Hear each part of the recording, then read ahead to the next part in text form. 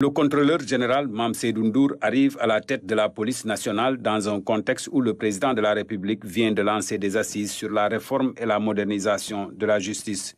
Une réforme qui concerne aussi la police puisqu'elle est la porte d'entrée du chemin qui mène vers la justice. Une police décriée ces dernières années pour ses méthodes peu orthodoxes durant certaines missions régaliennes de maintien de l'ordre, à Dakar et dans plusieurs localités du pays. Le nouveau directeur général de la police aura comme tâche principale recentrer les actions de la police autour de l'essentiel, la réconcilier avec les citoyens pour mieux veiller sur leur sécurité. Décrit comme un homme travailleur, sérieux et pieux, il était depuis 2019 à la tête de la direction de la police de l'air et des frontières d'EPAF. Responsable de la sécurité aux frontières et dans les aéroports, il avait inscrit son action sur la surveillance, la prévention des entrées illégales et la sûreté aéroportuaire. Directeur de la police des étrangers et des titres de voyage de novembre 2015 à novembre 2019, il avait amélioré sensiblement les opérations liées à la gestion des entrées des étrangers et des documents de voyage, avec une empreinte sur la gestion des flux migratoires.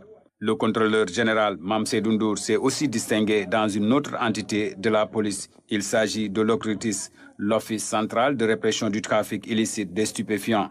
Dans cette unité, il a mené des actions farouches couronnées de succès. D'ailleurs, en 2014, il a été élu personnalité de l'année par les ONG de lutte contre les drogues.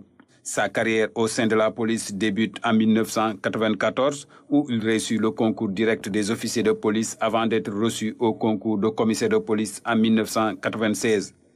Du commissariat de Thiaroye, son premier poste, le directeur général de la police a servi à Saint-Louis pendant plusieurs années et dans d'autres commissariats du pays.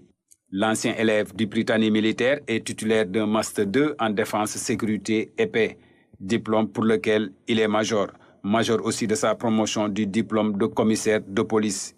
Le contrôleur général a aussi poursuivi ses études au Canada dans le cadre du maintien de la paix. Aux États-Unis, il a obtenu un certificat de formateur du Diplomatic Security Service. Il est titulaire du Senior Mission Leader Course, cours le plus élevé des Nations Unies. Polyglotte, il maîtrise bien l'anglais et les nouvelles technologies de l'information et de la communication.